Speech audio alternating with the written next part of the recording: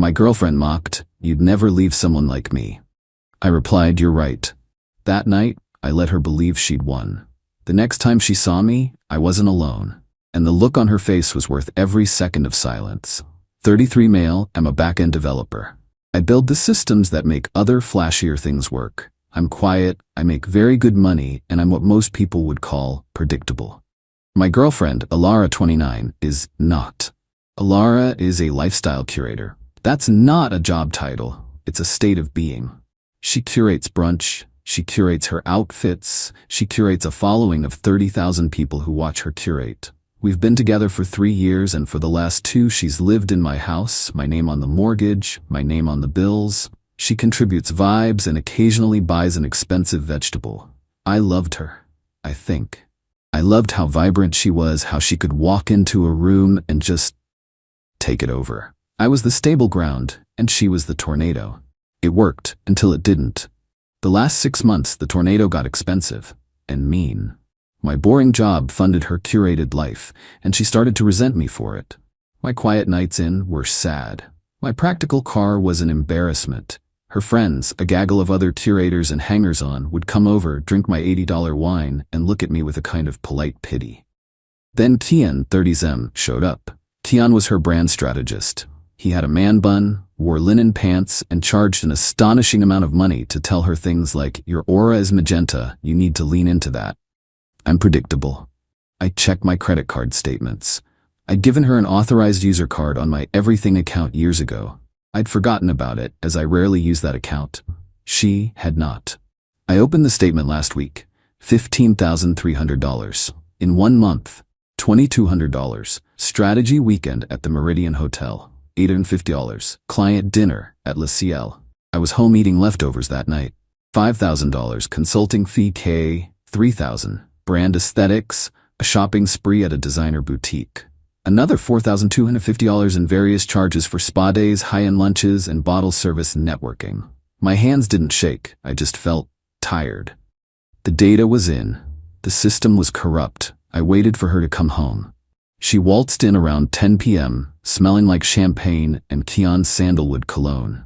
"Hey," I said, holding up the printed statement. "We need to talk about this bill." She glanced at it, her lip curling in a way that was meant to be playful but was just ugly. Finance? Really, Theo? It's just startup costs. Kian is building my brand. You have to spend money to make money. You spent $2,200 at a hotel with him, Alara. It was a strategy session, she snapped, her voice high. We were mapping out my Q4 content, something you wouldn't understand. This is my money, Alara. You're spending it on another man. She stopped. She turned. She actually laughed, a cold, sharp, barking laugh. She walked right up to me, her face a mask of beautiful contempt. "So what if I am?" she whispered, her voice full of ice. "What are you ever going to do about it, Theo? You're too weak. You're too boring. You'd never leave someone like me. You could never get someone like me again." I looked at her, really looked at her. The woman I thought I loved, and the whole stupid, expensive mirage just evaporated. The fog cleared. I wasn't hurt. I wasn't even angry. I was just done. I gave her a small, sad smile. "You're right, Alara." Her face lit up with a smug, toxic victory. She thought she'd won. She thought she'd put me back in my boring little box. "Good," she said, patting my cheek. "Now, be a doll and bring me a glass of wine. Kian has me on this new content schedule and I'm exhausted." "Of course," I said. I went to the kitchen. I didn't get her a glass of wine. I went into my office, closed the door, and sat down at my desk. The system was broken. Time to build a new one. I opened my laptop and made my first call, not to a therapist, to a lawyer. Update 1. It's been 3 weeks since the confrontation. 3 weeks of silence. I've been the perfect, beaten-down, predictable boyfriend. I've been quiet, agreeable, and completely invisible. I apologized the next morning for questioning her. I said she was right. Her brand was important. Her entitlement, fueled by her win, has been breathtaking. She's been treating my house like her personal party venue. She's had Kian and her curator friends over constantly. They lounge by my pool, drink my liquor, and order catering on my accounts, which I've been quietly documenting and paying for now. She's been driving my car, a luxury sedan I bought last year, telling friends I gave it to her as an apology. She really truly believes she has crushed me. Theo, babe, can you go pick up my dry cleaning? Kian and I are in a deep flow synergy session. Theo, the pool filter sounds weird. Can you fix it? The noise is messing with my content. I just nod. Of course. On it. I haven't been fixing the pool. I've been busy. Legal. My lawyer, a sharp woman named Helen, confirmed what I already knew. The house is mine, bought 100% with my own money, in my name only, before Alara even moved in. Alara is legally a tenant at will. No lease, no rights. Logistics. I've spent 2 weeks meticulously documenting everything. The parties, the fraudulent charges, Kian staying over, thanks security cameras. The plan. I met with a realtor, the top seller in our area, a woman so sharp she could cut glass. Juliana. I signed the listing agreement a week ago. Today is Saturday. The weather is perfect. Alara is hosting a Betrayal brunch. Her 30 closest influencer friends are here. Kian is playing king by the pool, wearing my bathrobe. My bathrobe. The music is thumping. Alara is on Instagram Live holding a mimosa, showing off her beautiful house. It's just so important to curate a space that reflects your highest self, she's saying to her phone. That's my cue. At 1 p.m. sharp, a car pulls up the driveway. Not a flashy one. A tasteful, expensive SUV. I walk out the front door wearing a suit for the first time in months. Alara sees me and frowns. Theo? Where are you going, and what are you wearing? You look like a mortician. I don't answer. Juliana gets out of the SUV, followed by a well-dressed couple in their 50s. She's all business, holding a leather-bound folio. Theo. Good to see you, Juliana says, shaking my hand. And this must be the, current resident. Alara's smile is frozen. The music seems to fade. Her friends are all watching. Kian has stopped his synergy session. Alara, I say, my voice calm and clear. This is Juliana from Premier Properties, and this is Dr. and Mrs. Alistair. They're here for the 1 p.m. private viewing. Alara's mimosa glass visibly shakes. Viewing? What are you talking about? Juliana steps forward, beaming a predatory smile. Hi, Alara. What a lovely party. Theo has decided to sell this beautiful property, and the Alistairs are very interested buyers. We're starting with the outdoor entertainment spaces, so if you and your guests could just clear the pool deck, that would be wonderful. We need to show the cabana. The silence. Oh, it was beautiful. 30 phones, all previously recording content, are now just held limply. Kian stands up, the bathrobe falling open. Hey man, what is this? You can't just kick us out. I'm not, I say, turning to him. I'm just asking you to move so my realtor can show the property. My apologies for the interruption. Please continue curating. Alara finally finds her voice. It's not a yell. It's a high, thin shriek. Theo, no, you can't. This is my home. This is my brand. I look at her, the same calm, sad smile from 3 weeks ago. You're right, Alara. I'd never leave you. You told me so yourself. But the house, it's just an asset. A predictable, boring asset, and I'm liquidating it. I turn to the Alistairs.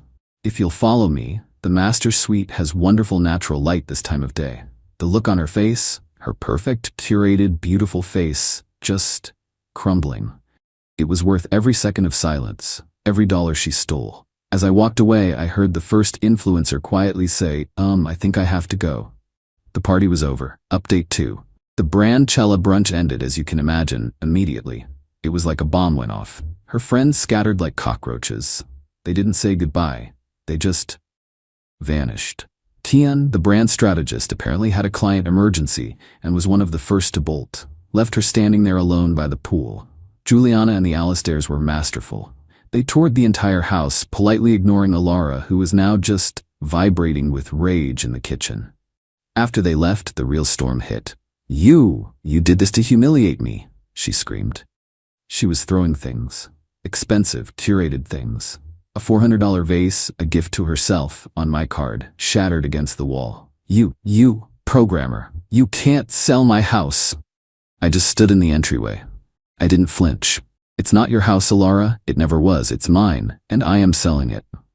I pulled a folded paper from my suit jacket. This is a formal 30-day notice to vacate. It's drafted by my lawyer. You have until the 15th of next month. After that, you'll be trespassing. She stared at the paper like it was on fire. 30 days? 30 days. I can't. Where will I go? I don't know, I said. Perhaps Kian has some brand-based solutions. You have 30 days to curate a new living situation. I'd start now. I left. I went to a hotel. I'm not stupid. I wasn't staying there with her. The 30 days have been a masterclass in entitlement. She's been cycling through every tactic in the narcissist's playbook. Phase 1, the victim. She didn't move. She didn't pack. Instead, she called her mother, Corinne. Corinne called me, sobbing. Corinne, Theo, please, I don't know what got into you. Alara is a wreck. She's fragile. You can't do this to her. You're her rock. Me, Corinne, I'm selling my house. Alara has been given a generous 30-day notice to find a new apartment. She's an adult, but she's not ready. Her brand is tied to that house. She's built a life there. You're destroying her career. Her career was funded by my bank account. That funding is over. She needs to speak to her brand strategist if she has business problems. You're a monster, Theo, a cold, heartless monster. She loved you. Me, no, she loved my house and my credit score. Goodbye, Corinne. Qley's 2, the seductress. A few days later, I get texts, not angry ones, pictures, her in lingerie, her by the pool. Baby, I miss you. Don't be like this. I was stupid. I was scared of how much I loved you. Kian is nobody. You're my king. Come home. We can work this out. I'll make it up to you. I'll get a job. A real one. Just don't do this to us. I screenshotted them, sent them to Helen, my lawyer, did not reply. Phase 3, the saboteur. Dirty trick. This is where I almost lost it. I've been coordinating with Juliana for the open house this past weekend. We had to. The private viewings were too easy for Alara to disrupt. I went to the house on Friday night. After she'd gone out, I've been monitoring the security cameras remotely. I needed to make sure the place was presentable. I opened the door and the smell of mildew hit me like a wall. I walked into the living room. The ceiling was sagging. Water was dripping from the light fixture. I ran upstairs. The master bathroom. She had plugged the overflow drain on the $10,000 freestanding tub, turned the water on, and just left it. It had been running for hours. The water had poured over the edge, soaked the new hardwood floors they were cupping, and streamed down into the living room, ruining the ceiling, the plaster, and the built-in bookshelves. She'd done it on purpose, to sabotage the sale, to punish me. She found it later. Alara, via text. OMG, Theo, the tub overflowed. I don't know what happened. It's a disaster. I guess you'll have to cancel the sale. It's a sign the house wants us to stay. My hands were shaking. All the calm, collected planning, gone. This was thousands, tens of thousands in damage. I didn't reply. I called my insurance company. I called a water remediation team who cost a $5,000 emergency fee. And I called my lawyer. Helen, I said, my voice tight. She just flooded the house. Helen was quiet for a second. Okay, Theo, this is no longer a civil matter. This is deliberate property damage. We're filing a police report, and we're moving up the eviction. Alara thinks she won. She thinks she's safe. She thinks she's delayed the sale indefinitely, and that I'll have to negotiate with her. She has no idea what she just did. She didn't just break a tub. She just gave me the final piece of evidence I needed. Her 30-day notice is up. Tomorrow. She hasn't packed a single box. She's in for a very, very rude awakening. Final update. It's been 2 months. I'm in a new apartment. It's a rented condo downtown, minimalist, and blessedly quiet. The house is sold. It was a nightmare, but it's done. Here's how the final act went down. After the flood, I moved. Fast. I couldn't live in the house. I had the remediation team gut the living room ceiling and dry out the master bath. The insurance claim was a mess, but I had the text messages where she discovered the flood and the security camera log showing her leaving the house hours before she sent that text. It was blatant. My lawyer, Helen, was a shark. The deliberate property damage, which we had a contractor estimate at over $30,000, allowed us to file for an emergency writ of possession. The 30-day notice was now just a formality. We had cause. The judge, seeing the photos, the texts, and the repair estimates, signed it immediately. The eviction, day 31. Alara's 30-day notice was up on a Tuesday. She was still in the house, probably celebrating her win. She'd posted an Instagram story that morning. Sometimes you have to fight for your home. Blessed, strong woman. 8 a.m. I showed up. She thought I was alone. She opened the door in a silk robe, a smug smile on her face. Theo, come to beg. I told you the house didn't want to be sold. Her smile died. Standing behind me were 2 sheriff's deputies. Ma'am, are you Alara last name? The first deputy said, not unkindly. Yes? What is this? We have a writ of possession for this property. You are no longer a legal resident. You have 1 hour to gather your personal necessities. A moving crew, hired by the plaintiff, will be here at 9 a.m. to remove the remainder of your belongings. Her face went from smug to white to a blotchy, ugly red. No, you can't. I have rights. This is my home, Theo, you bastard. Your rights ended when you deliberately flooded my home, I said, my voice dead. The judge agreed. She tried to slam the door. The deputy put his hand up. Ma'am, that's not a good idea. Please, gather your things. She tried to call her mom. She tried to call Tian. I could hear his voicemail greeting from the doorway. He didn't answer. Shocking. She just broke. She started screaming, just an incoherent animal rage. The deputies were unmoved. At 9 a.m., the movers I hired showed up. I gave them instructions. Box everything. Take it to this storage unit. I'd prepaid for 1 month at a unit 5 miles away. I handed Alara the key. Here, the rest of your brand is here. You can curate it from storage. She was forced to stand on the lawn in her robe, holding a duffel bag, while a team of 4 guys systematically emptied her life onto the curb and into a moving truck. Her friends, her clothes, her stupid, curated driftwood. All of it. Gone in 2 hours. The neighbors were watching. It was quite the show. The financial fallout. The revenge. But I wasn't done. Oh no. The flood. The $15,300 in fraudulent charges. I filed a suit in small claims court. Our local limit is $25,000 for the exact amount. $15,300. $5,000, my insurance deductible for the flood. $4,700, the portion of the water damage the insurance didn't cover. They fought me on deliberate acts. Total, $25,000. She was served. She didn't show up. She was probably still catatonic at her mother's house.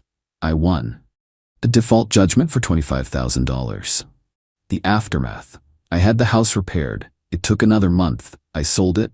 I took a hit on the final price because of the damage history, but I didn't care. I was free. I heard through the grapevine what happened to Alara.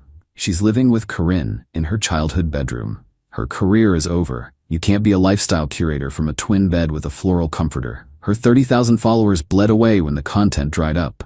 Tian is gone. Vanished. Blocked her on all platforms. And that $25,000 judgment? It's not just an IOU. It's a legal, binding debt.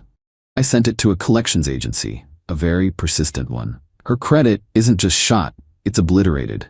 She can't get an apartment. She can't get a car loan. She can't even get a credit card. She is, for all intents and purposes, financially trapped. She thought I was weak, predictable, and boring. She thought I'd never leave someone like her. She was right. I didn't leave her. I just foreclosed on her entire life. She forgot that predictable and methodical are the same thing. She thought she was a tornado. She forgot I'm the guy who builds the storm shelters. It's quiet in my new place. I'm dating someone. A lawyer. She thinks the story is horrifying, but she also appreciates the paperwork. Alara wanted a curated life. She got one. A life of consequences curated entirely by her.